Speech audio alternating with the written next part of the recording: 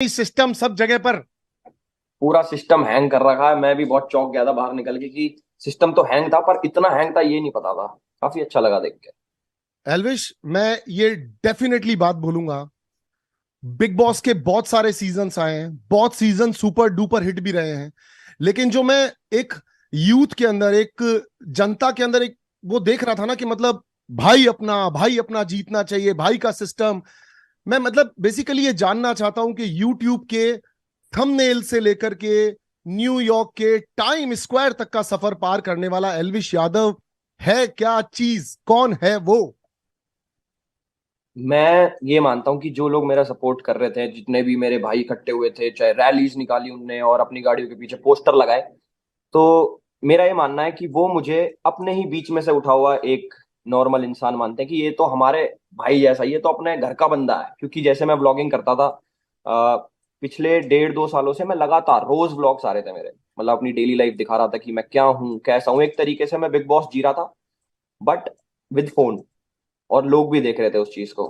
तो इस वजह से उनको ऐसा लगता है कि अपने घर का बंदा है तो इसे जीतना चाहिए, और इसलिए उन्होंने मेरा सपोर्ट करा। और जो आप दूसरी बात बोल रहे हो कि थंबनेल से लेके टाइम स्क्वायर तक का सफर, जैसे मैं बाहर निकला मेरे को इनने दिखाया कि भाई देखो तुम्हारा तो ये टाइम स्क्वायर पे ऐसे ऐसे आ गया। तो मैंने पहला सवाल इनसे पूछी, मैंने कि तुमने पीछे से कोई जमीन वमीन तो नहीं बेच दी मेरी? जो इतना पैसा लगा दिया, मैंने कि पैसा किसने लगाया है, वो चीज ने मुझे बताई नहीं किसने लगाया, बट बहुत अच्छा लगा देख के कि कहाँ ये पहुंच। मैं भी जानना चाहता हूं और शायद जनता भी जानना चाहती है, बताओ पैसा किसने लगाया है? मैं भी यही जानना चाहता हूँ। पता लगेगा मैं बताऊंगा।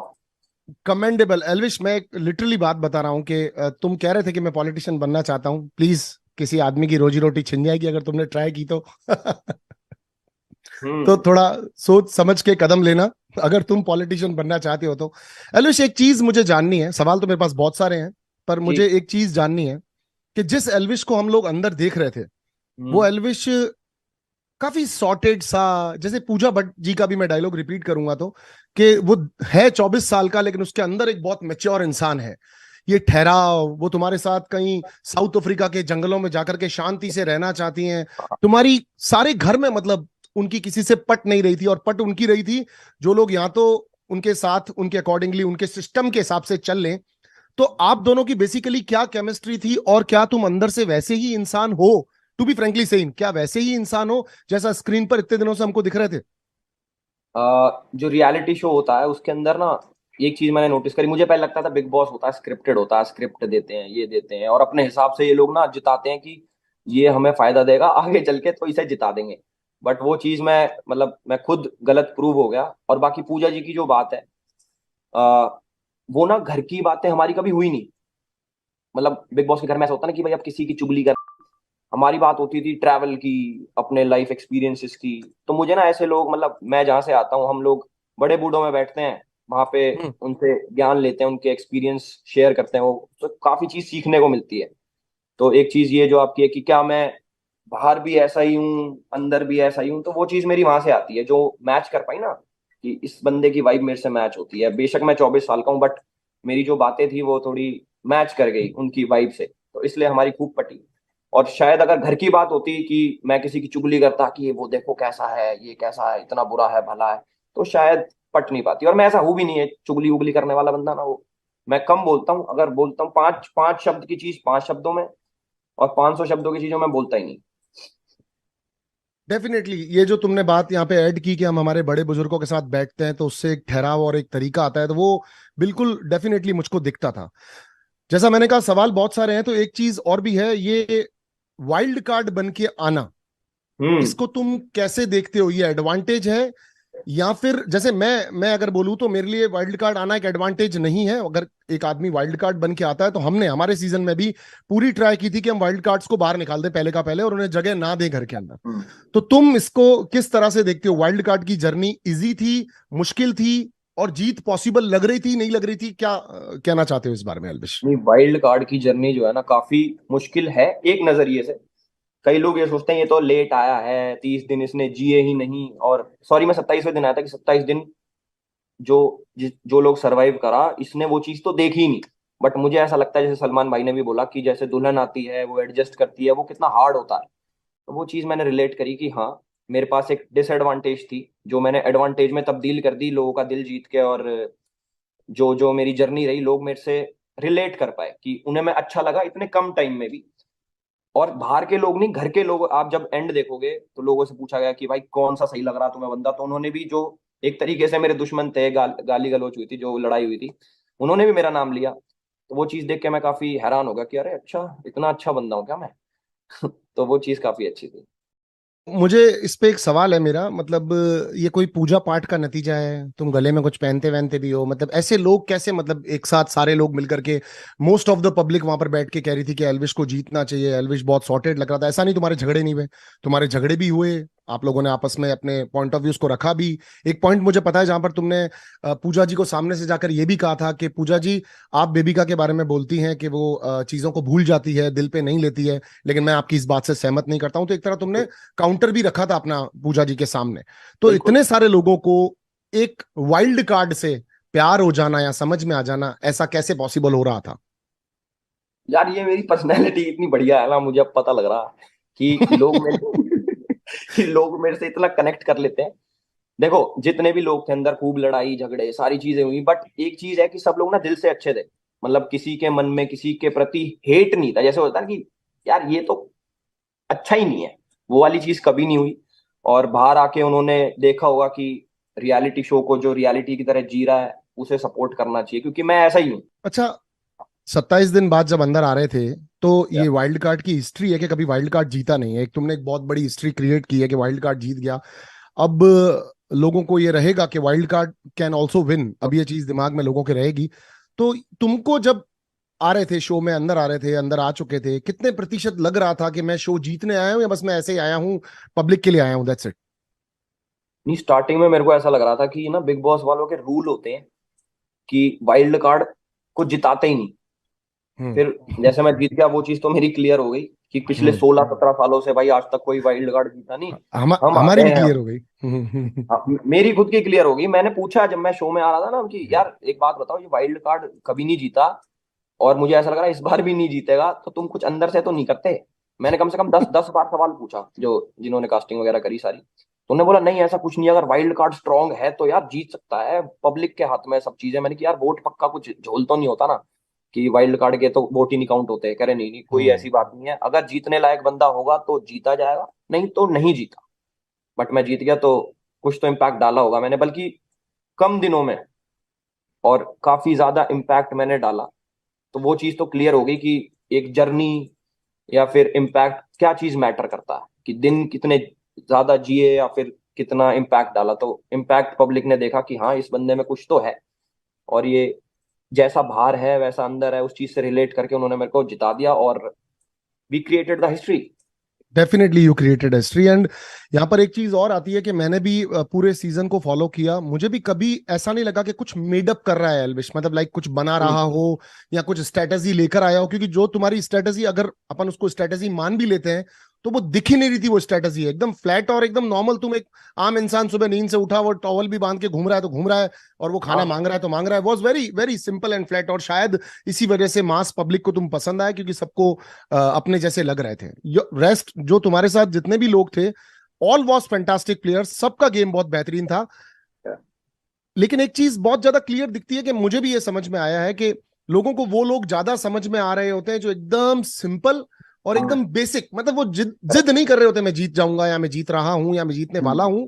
You was very simple with the things. एक दो बार सवाल तुमने बिग बॉस के सामने भी उठाए थे, वो टाइम वाले सवाल पर लेकर के कि वो लाइट ब्लिंग हो रही है।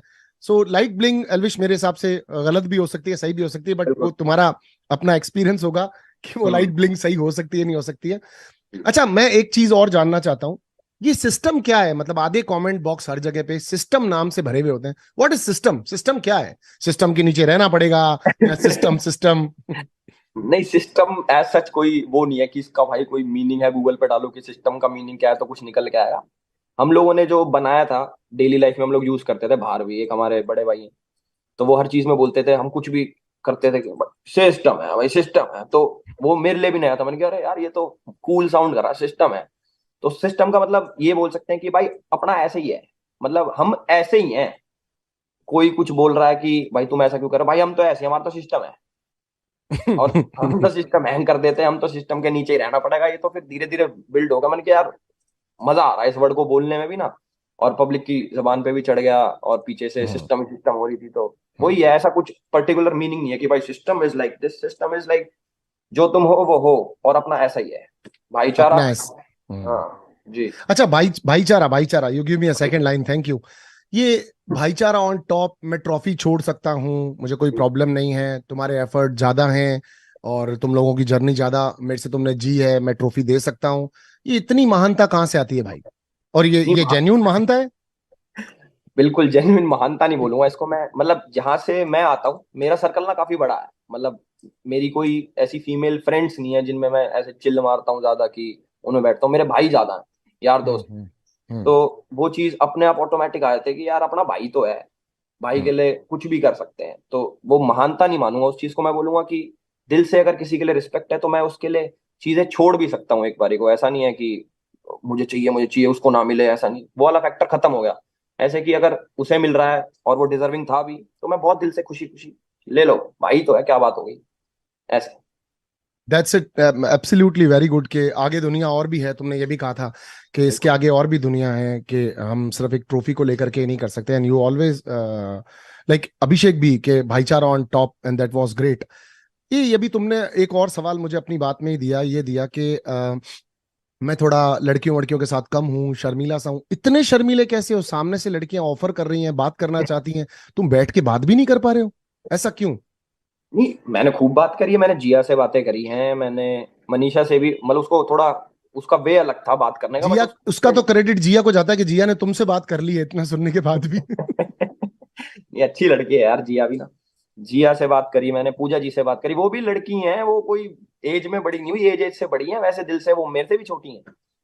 तो वेरी गुड, बातें, वेरी गुड। या बातें करी हमने खूब, और मनीषा का वे थोड़ा अलग था, मतलब उस तरीके से ना, मैं मेरी रियल लाइफ में कोई करता नहीं मेरे साथ, मतलब इतना नहीं ऐसे। करता, नहीं करता। हाँ, तो वो चीज मेरे लिए नई थी कि यार ये चलो ठीक भी है, बट उसको मैंने चीजें समझाई भी कि चल ये चीज तू कर ले, ये तेरा वे है, बट एक थोड़ा दायरा मेंटेन करके, वो फिजिकल वाली जो चीज है ना कि पकड़ लेना ये करना, तो हमारे में थोड़ा ऐसा है कि यार थोड़ा डिस्टेंस प्लीज। होता है, एब्सोल्युटली, आई एग्री। अच्छा, यहीं से एक और बात आती है। तुम शायद अगला क्वेश्चन मुझे खुद ही दे रहे हो, ऐसा तो नहीं कि मतलब इंटरव्यू मैं कंडक्ट कर रहा हूं पर सवाल तुम ही मुझे दे रहे हो कि मैं पूछ लूं? अगला ये सवाल है, ये भी सिस्टम भाई, सिस्टम। सिस्टम है। तो ये कि आपके फादर जब आए थे, और he was very grounded man, professor साहब जब आए थे, तब उन्होंने मनीषा को एक तो वो एग्जाम्पल दिया था, लकड़ी और वो वाला हाँ चद्दर वाला। और साथ में उन्होंने ऐसा बार बहुत कंट्रोवर्सी हो रहा था, सब लोगों ने यहाँ पर क्लियर करने की, आपकी टीम ने भी क्लियर किया था और आपके फादर ने भी क्लियर किया था, मीडिया पहुंची थी उन तक। ये एक वर्ड यूज किया था उन्होंने, फूवर्ड। फूवर्ड मतलब बिलो द बेल्ट जाके चीजें कर रही हो, वो उसके बारे में क्या कहना चाहते हो? ऐसा उन्होंने मनीषा को कहा, इसको थोड़ा प्लीज बताओ मुझे। मेरे फादर जो है वो प्रोफेसर हैं, वो काफी इन चीजों में रहते हैं कि सब लोग थोड़ा करें, बट रिस्पेक्टफुली उस चीज को करें, तो ऐसा कोई मन में हेट लेके नहीं आया कि इसको मैं तो ये वर्ड बोलूंगा और चुभा के जाऊंगा, वो कोई इंटेंशन नहीं थी। फूड का मतलब हमारे स्लैंग में ऐसे है कि बिलो द बेल्ट जो चीजें जाएं और ज्यादा जाती रहे तो उसको बोलते हैं कि यार ये थोड़ा कम हो जाए, फूहड़पना कम करो तो ज्यादा बेटर होगा, वो समझा के गए थे ना कि टॉन्ट मार के कि इसको डेफिनेटली, थोड़ा कम डेफिनेटली, करो। जी। डेफिनेटली कुछ लोग चीजें पकड़ते हैं, मतलब मैं चाहता था आपसे ये सुनना, क्योंकि मैंने ये सेम चीज कही थी कि फूड मतलब बिलो द बेल्ट हुआ, कि यार ठीक है, बाहर आएंगे, मिलेंगे, बैठ के कर लेंगे बेटा बात, बिल्कुल। घर आ जाना। आप उन्होंने इनवाइट भी किया, मगर वो होता है ना, फैंडम, फैंस है, प्यार है, तो जिसने जो पकड़ा, तो इस बात पे उन्होंने एक क्लेरिफिकेशन दिया था और मैं चाहता भी था इसको सुनना कि आपने ये बताया। अच्छा जैसे मनीषा, ओवरऑल, हाँ, प्लीज बोलिए, प्लीज बोलिए। मैं कह रहा हूँ जैसे मेरे फादर साहब आए थे घर के अंदर, तो सब लोग मिले उनसे, तो मनीषा ने पैर छू के ससुर जी, तो अब जैसे मेरे को तो आदत हो गई कि ये तो ऐसी ही है, अब हम्म, उनके लिए तो ये सारी चीजें नहीं है, क्योंकि हमारे में ऐसा कोई करता नहीं, मेरे पापा थोड़े स्ट्रिक्ट टाइप है, लोग कम बात करना ऐसा कि भाई इससे थोड़ा बच के रहें, और एकदम से कोई लड़की, रैंडम लड़की नहीं, और पैर छू के ससुर जी नमस्कार हम रिश्ता लेके आएंगे, ये लेके आएंगे, वो लेके आएंगे, तो वो उनके लिए थोड़ा वैसा कि यार ये क्या सुन रहा हूँ मैं, तो थोड़ा बिलो द बेल्ट जा रहा है, तो वो चीज उन्होंने समझाई उनको। जी। Definitely definitely. और वो बात बहुत बाद में और भी बहुत सारी चीजों में वो एक्सेप्ट बेचारे न चाहते हुए भी कर भी रहे थे। हाँ ठीक है बेटा, घर आ के बात करेंगे, घर आ के बात करेंगे। Correct. वो चीज भी देखी थी। अच्छा, घर का कोई ऐसा मूवमेंट, क्योंकि स्टार्टिंग के एक दो दिन रात को नींद भी आने में मुश्किल, या फिर ऐसा लगना कि अलग जगह पे आ गया हूँ, तुम ममाज बॉय हो, तुमने बार बार बोला मोटू पतलू, हमने सब देखा।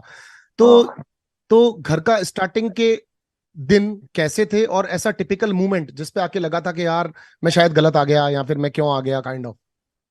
मेरे साथ ऐसा होता था पहले कि मैं जैसे कोई स्टेज पे मुझे बुला लिया कि आपको इधर आना है किसी, तो मेरे को ना काफी नर्वसनेस होती थी कि पेट में दर्द हो जाता था कि अरे यार मैं वहां जाऊंगा, मैं क्या करूंगा, कभी ए, मैं कुछ बोलूं और पब्लिक ताली ना मारे तो मेरी तो बेइज्जती हो जाएगी। तो एक नर्वसनेस ना मेरे अंदर रहती थी। बट आप मानोगे नहीं, खूब बड़ा शो है बिग बॉस, इसके लिए मुझे ज्यादा नर्वस होना चाहिए था, बट मैं नर्वस हुआ नहीं स्टार्टिंग वाले दिन में। आशिका एक बारी को हो रही थी, मैं नहीं हुआ, मैं हो रहा हूं अंदर से बिल्कुल बेशरम की, अरे क्या बात होगी, घर ही तो है।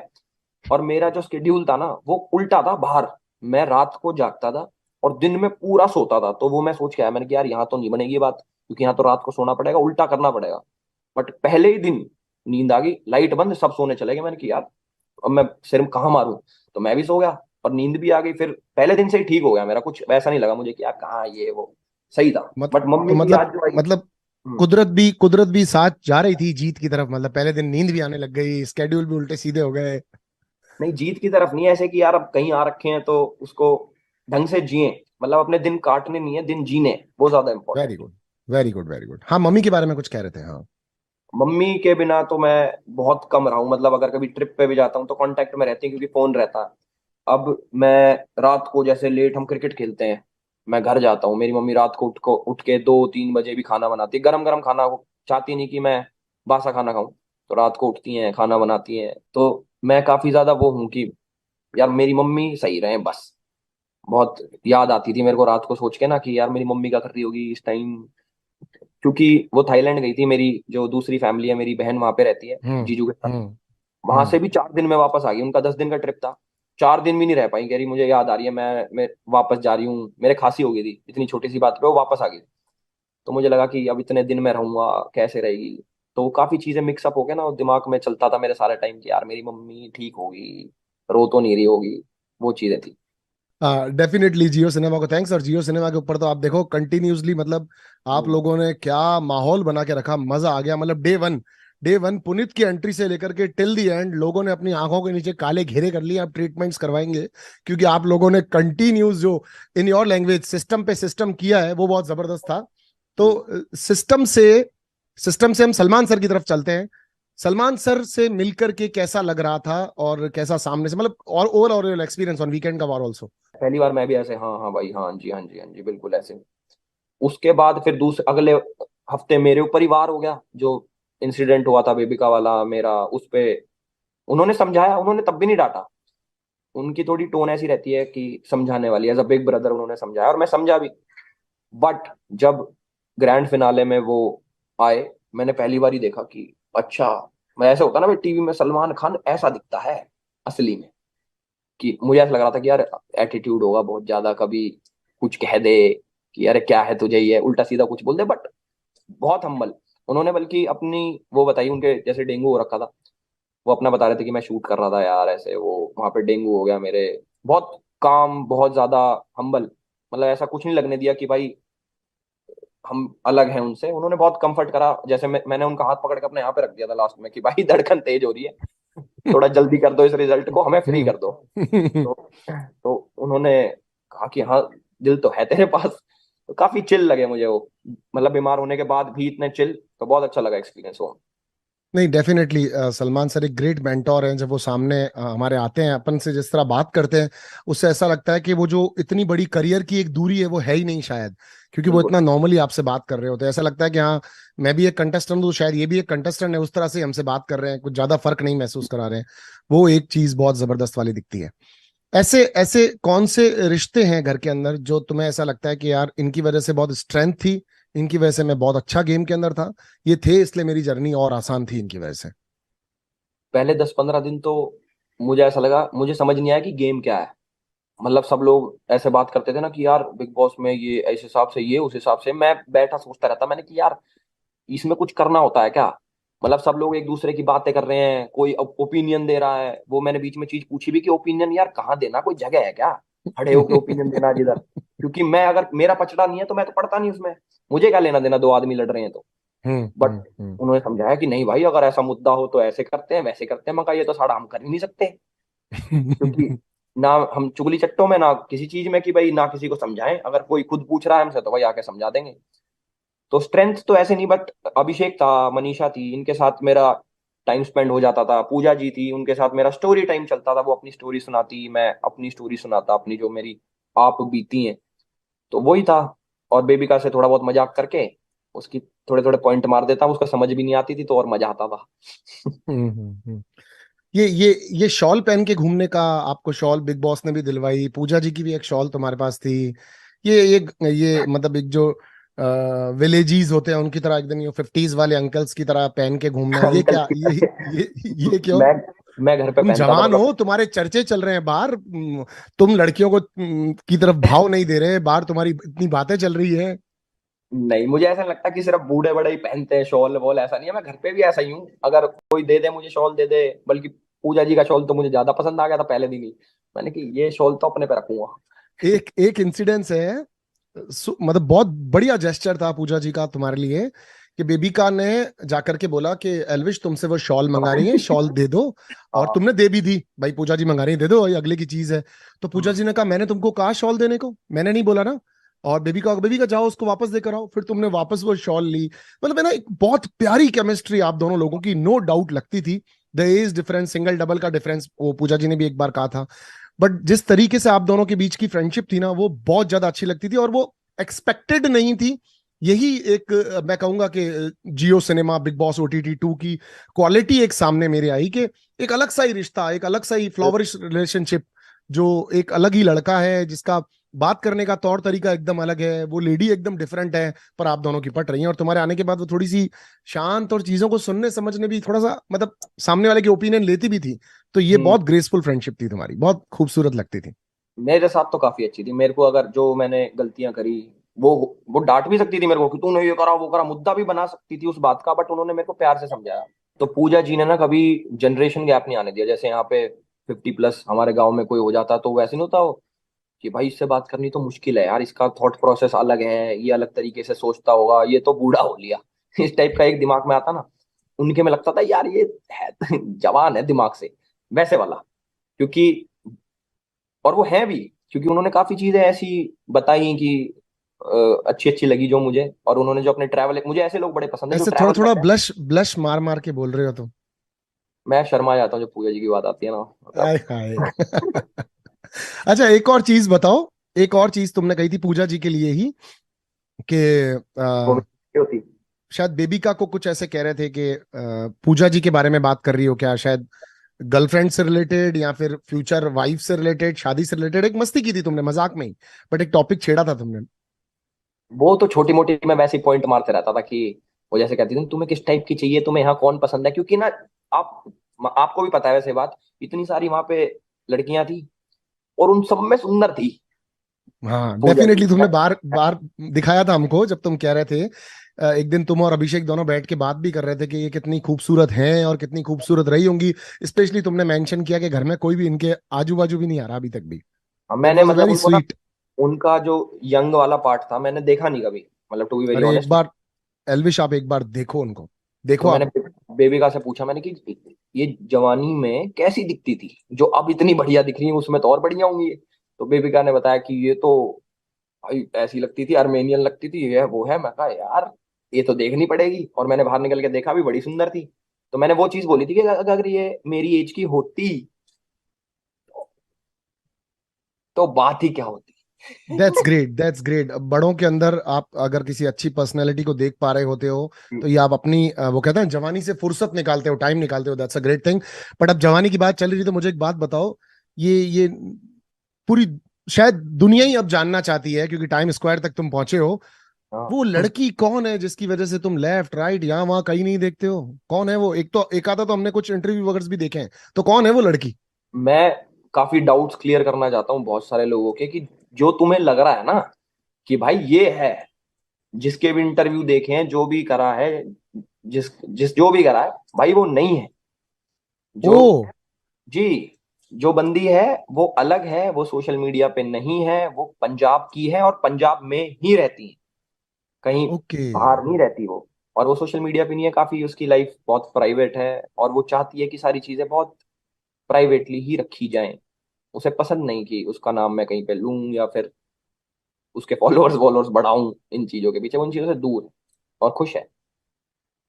तो मतलब जैसी तुमको लड़की चाहिए थी वैसी लड़की है तुम्हारे पास? हाँ very good, very good, so lucky of you. और ऐसा कॉम्बिनेशन वाला पार्टनर मिलना भी बहुत बड़ी बात होती है। और उर्फी को सलवार सूट पहनाना चाहते हैं आप? उसने भाई पूछा ऐसा मेरे को कि आप मेरे लिए क्या करना चाहोगे, मेरे दिमाग में एकदम से आया हरा सूट। मैंने एक फोटो देखी थी किसी लड़की की हरे सूट है, मुझे अच्छा लग गया था वो सूट, मैंने कि मैं देखना चाहता हूँ वो सूट सलवार में, अच्छा लगेगा।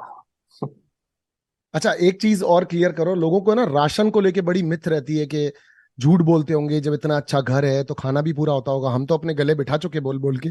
तुम अपना एक्सपीरियंस बताओ बिग बॉस के घर में, क्या राशन वॉर है? भाई राशन जितना वो भेजते हैं ना उतना ही भेजते हैं, उनके आगे चाहे कितना ही हाथ जोड़ लो कि भाई हमें आटा दे दो, हमें बेसन दे दो, वो नहीं देते कुछ भी। उनका एक फिक्स्ड होता है कि आ गया इसे खाओ, अब तुम पे नहीं है तो भूखे मरो। अब हमारा जो लास्ट वाला आया वो था बेसिक, अविनाश के चक्कर में, जिसके चक्कर में हमें रोटी भी ऐसे सोच सोच के खानी पड़ रही थी कि यार एक रोटी ज्यादा खा जाऊंगा तो यार आटा खत्म हो जाएगा।